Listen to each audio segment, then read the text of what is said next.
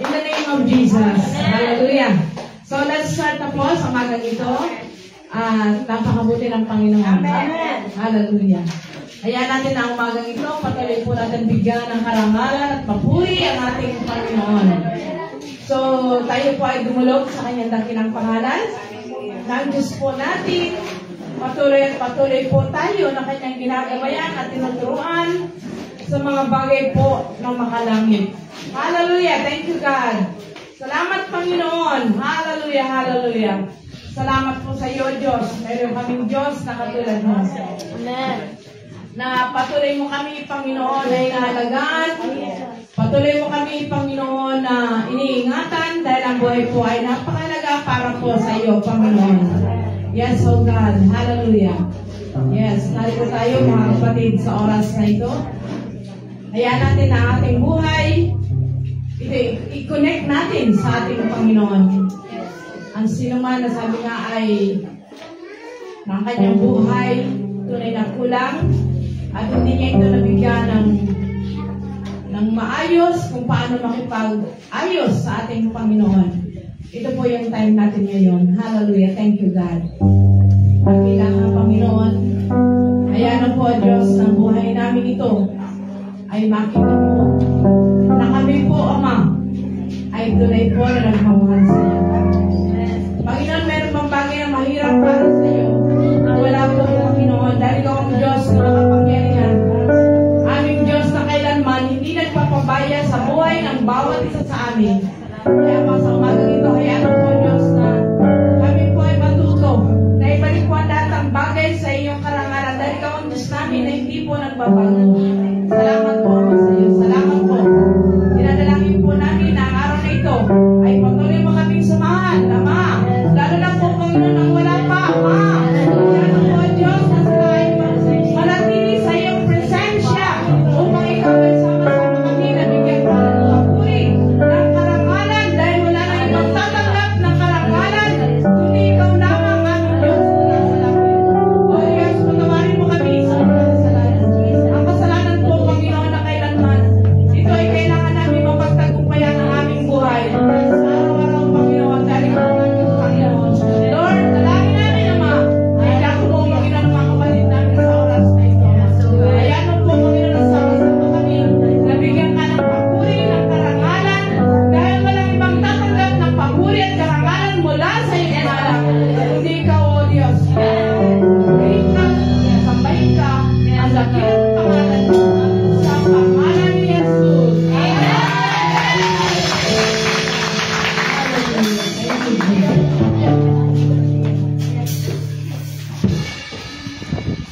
Hallelujah. Isang mapagpalang umaga po sa bawat isa.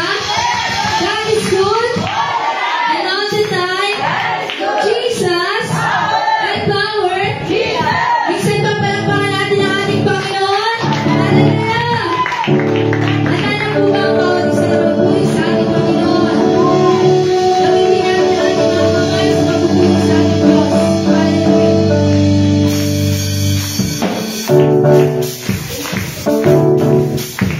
Hallelujah.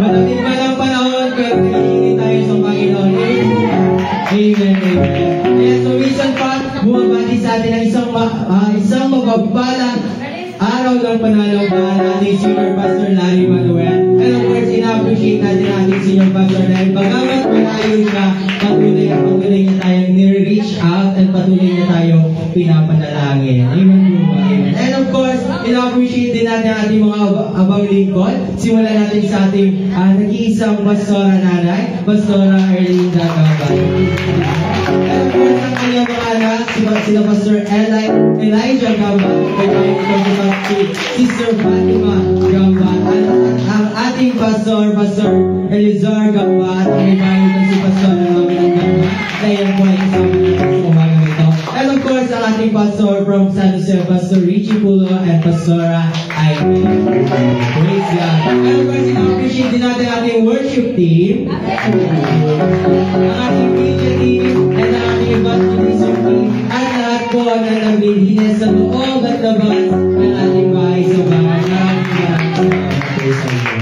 Praise God. And of course, syempre, hindi ko naman nakalimutan. Ina-appreciate din po natin kung nakikita natin dyan sa likod ay nakapinta na po ang ating mission, vision, goal, and ang ating purpose.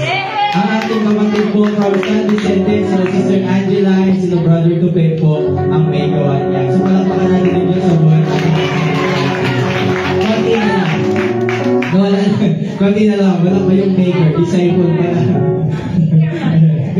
Kuna na lang ng maker, disciple pa lang yun.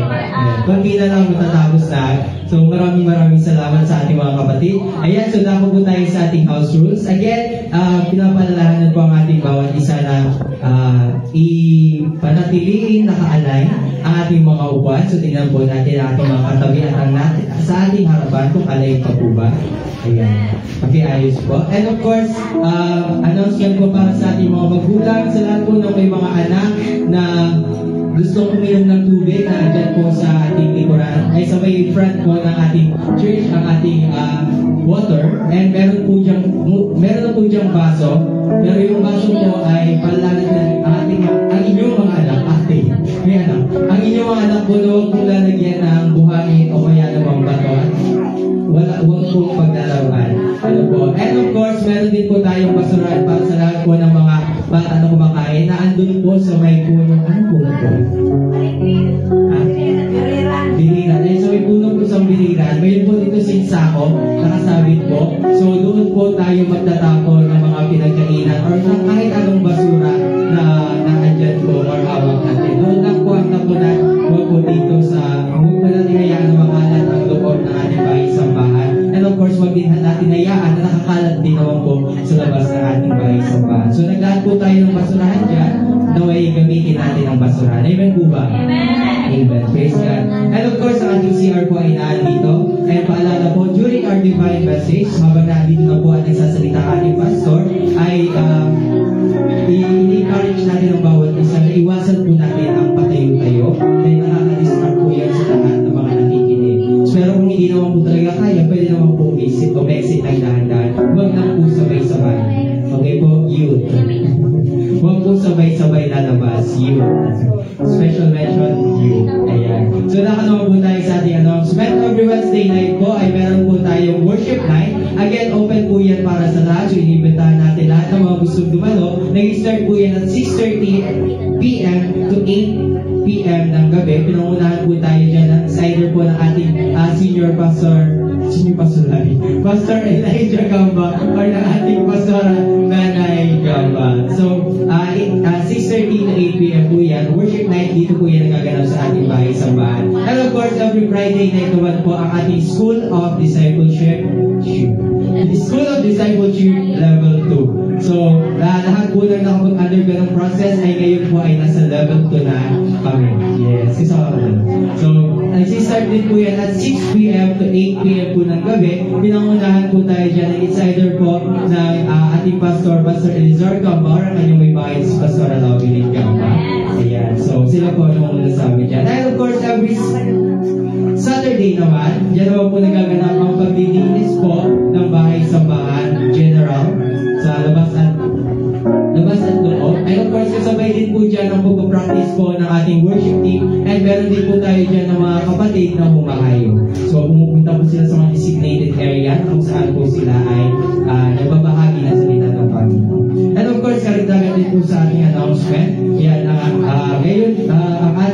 Sunday service po, hindi pa siya karagdagan. Ano pala po, announcement talaga. Ating Sunday service po ay nag-start po tayo at 8 a.m. po in the morning. 8 a.m. in the morning. Assemble. 8 a.m.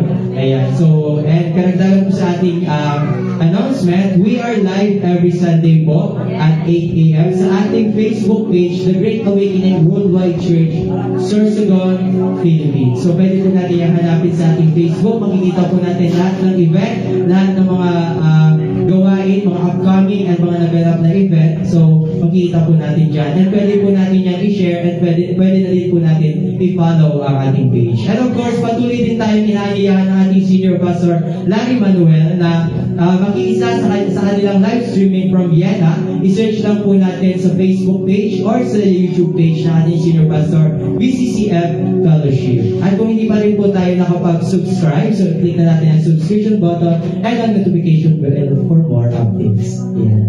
Vlog, pwede na mag-vlog.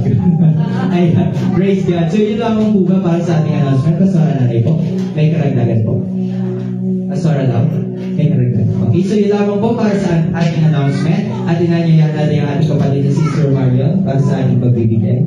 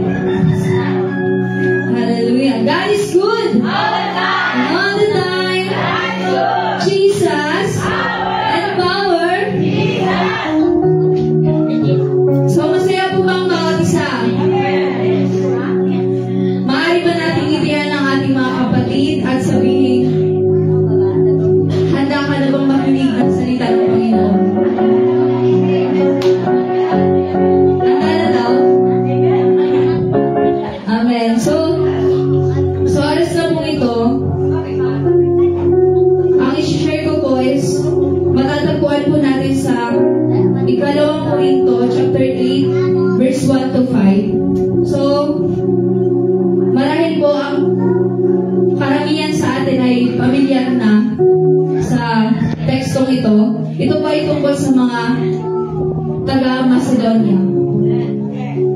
Pero, babasahin ko po ulit.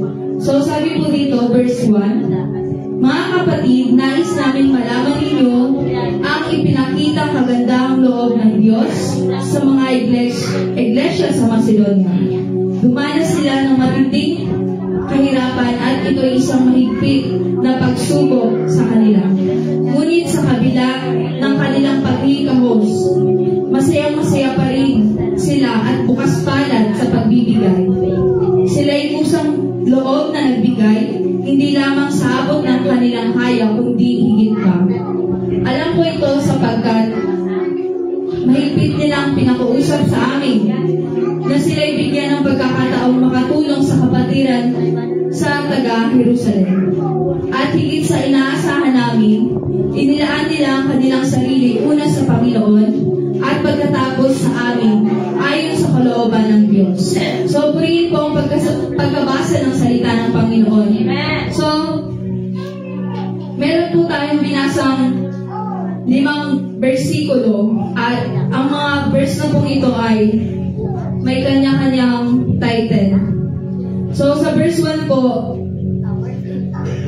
ang title po ng verse na ito ay Transforming Grace. So, sabi po dito, the Macedonians' offering for the saints in Jerusalem was not result of human generosity. It was the result of sovereign grace. Sabi po sa 1 Peter chapter 5 verse 10, the God of all grace. Grace is not just a ticket to heaven. It is the power of God to transform our lives. So sabi po dito, grace ng Panginoon ang nagbago sa mga taga-Macedonia. Kasi, kung tutusin po, kung iisipin po natin, lahat po tayo ay hindi natural sa pagbibigay. Meron po ba ditong ipinanganak tapos nagbigay na? Wala. So, natural po sa tao na unahin niya yung sarili niya. Natural sa tao na maging makasarili. Pero, binago ng Panginoon ang mga taga-Macedonia.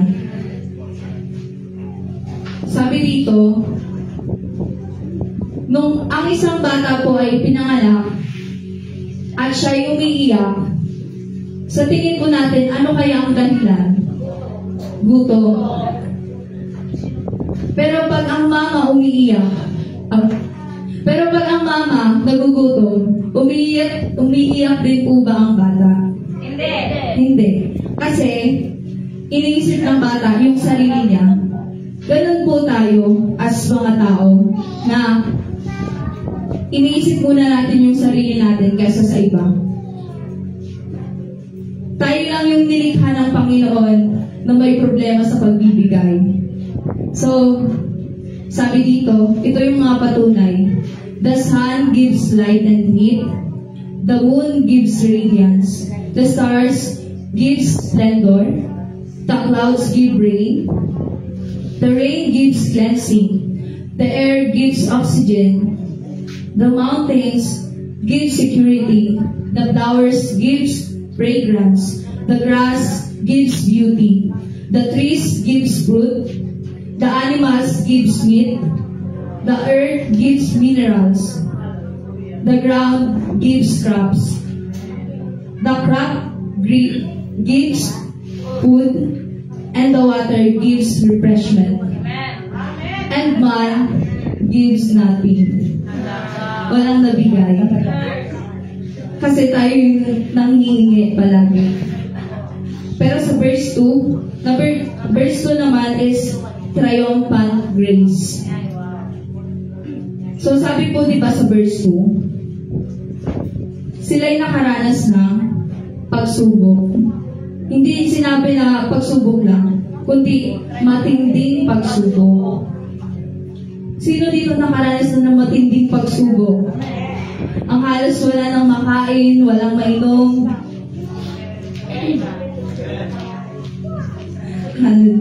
So, itong triumphant grace na pong ito, kahit nakaranas sila ng ganon, matinding pagsubok,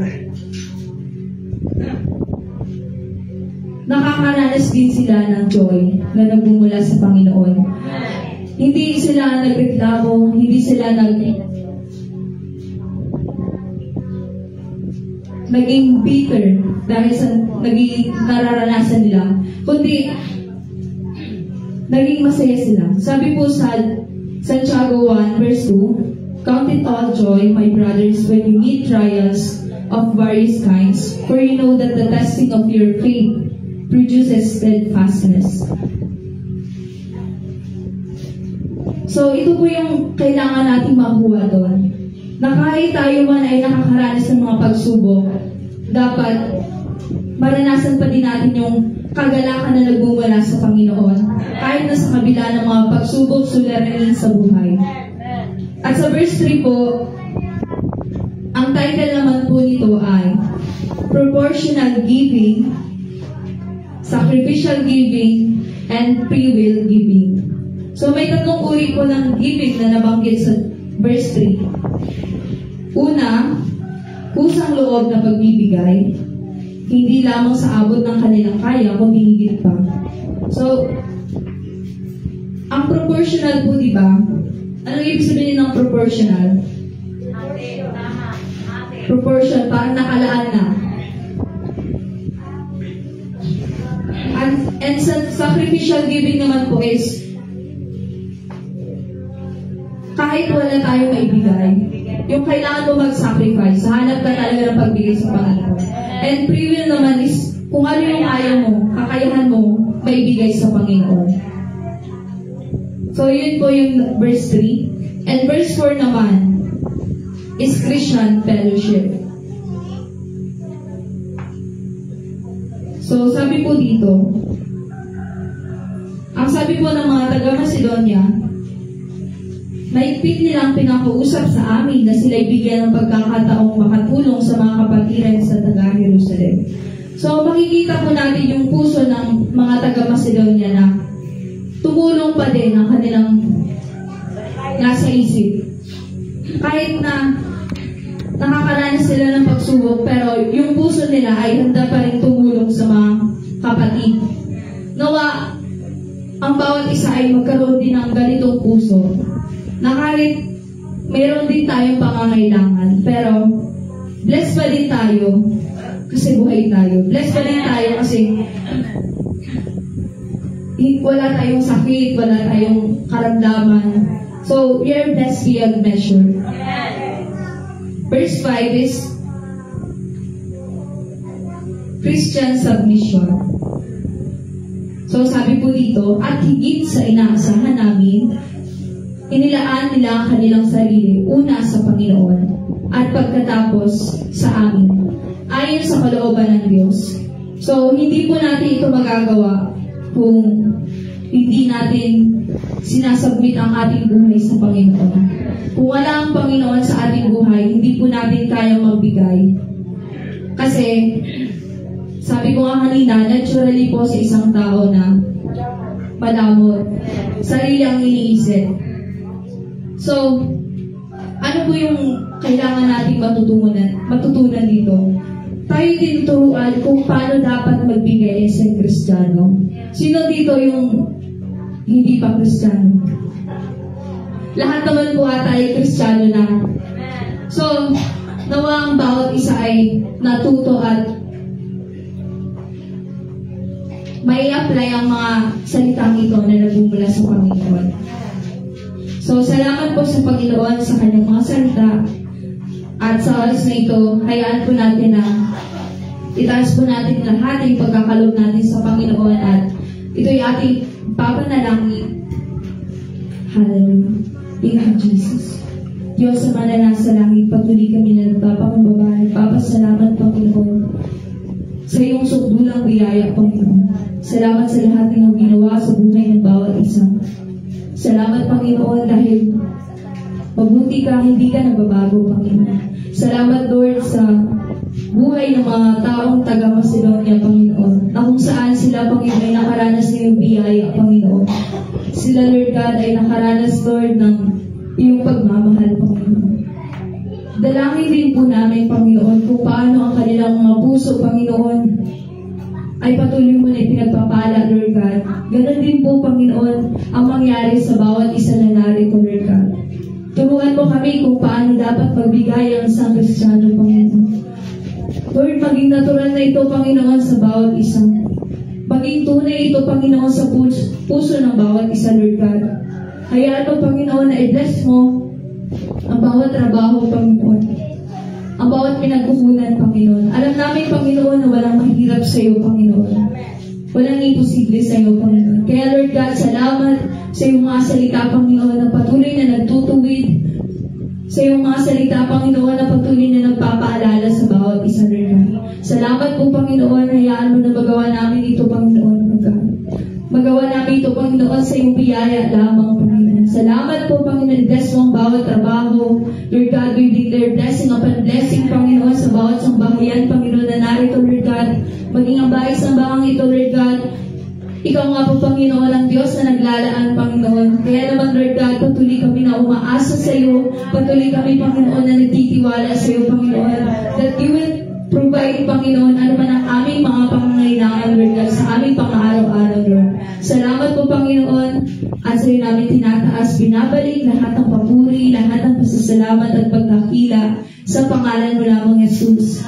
Amen.